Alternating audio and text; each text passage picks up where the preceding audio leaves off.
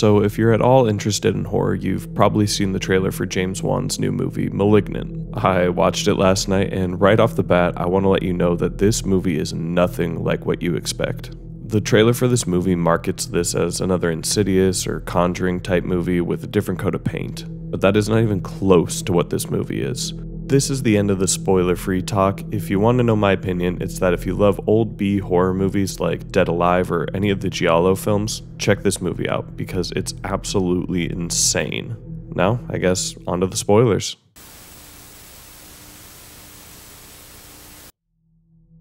The movie follows a woman named Madison who continually has these visions of a dark, malformed person murdering people in these extremely over-the-top and violent ways. But before we can even start on that section, we have a bit of a prologue.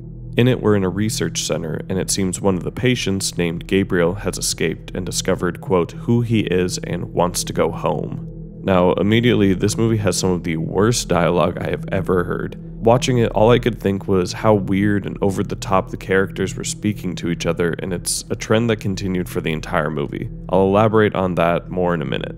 The director of the facility, Dr. Weaver, is walking down the hall towards the patient's room where they're trying to sedate him. Dr. Weaver is able to subdue Gabriel, but not before we witness him cause an insane amount of carnage to the staff. I mean, his room is just full of bodies, and this is just the beginning of the over-the-top gore that we're gonna see.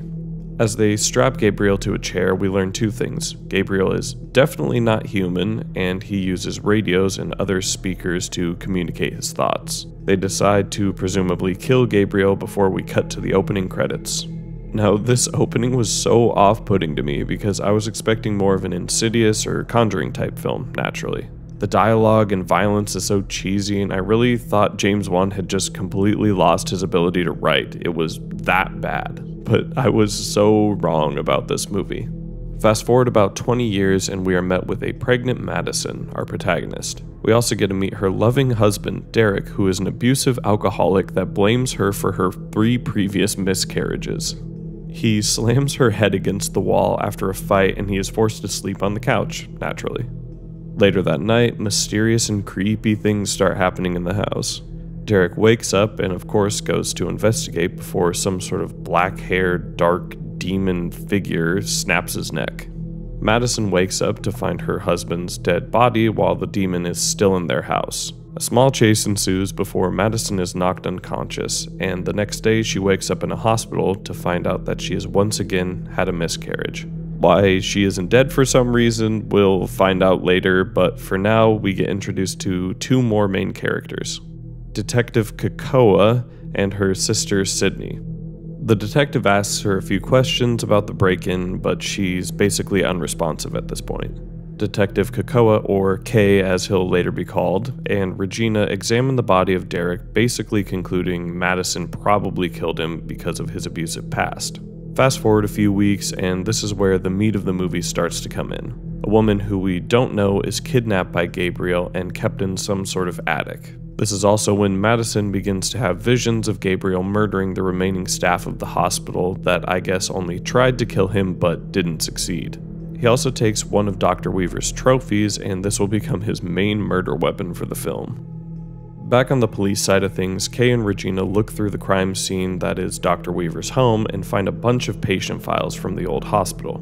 They start to investigate, specifically finding interest in a young girl who has a striking resemblance to Madison. Fast forward, another night, another murder. Madison watches as Gabriel again brutally murders another member of the hospital in his bed. However, after witnessing this, she reports to the police with her sister, telling the cops that she's seeing these murders as visions. The cops take her to the apartments that she saw, and she was right. We next get a little bit of a side story with Sydney and Madison as they visit their mom. I forgot to mention this, but Madison reveals that she is actually adopted. We get a little more backstory and find out that Gabriel is Madison's imaginary friend from her childhood. Cut back to Madison at home, and Gabriel is about to take his 3rd victim. However, Kay figures out who the next victim will be and catches him at the scene of the crime. Something they note also briefly is that every victim of Gabriel seems to have handprints that are upside down, and Gabriel is contorted in a very odd way. After Kay discovers Gabriel, a chase ensues where Gabriel is running backwards. This is where I had the pretty obvious realization that Madison and Gabriel were the same person and that she was doing the murders, but backwards for some reason. Now, on a side note, this is where the movie really lost me.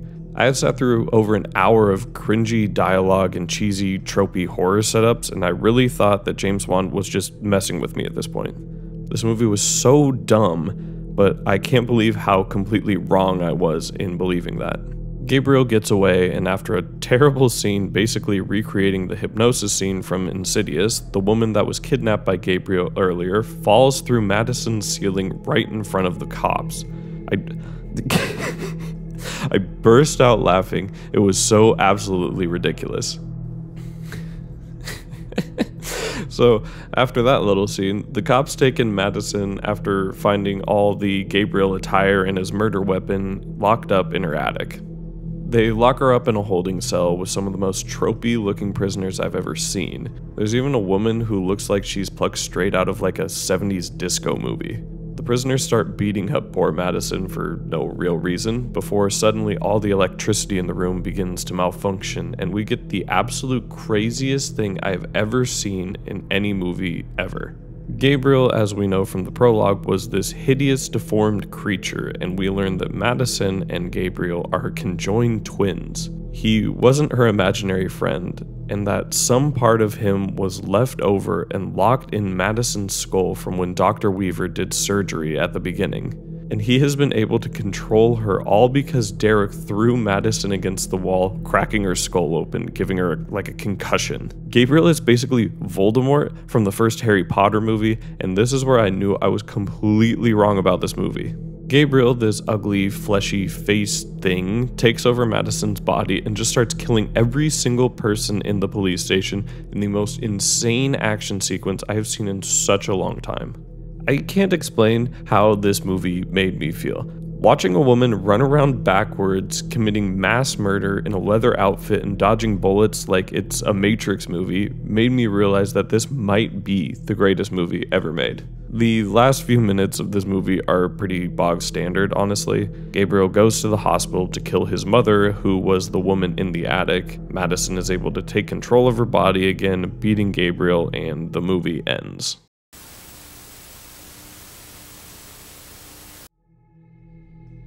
I honestly cannot recommend this movie enough.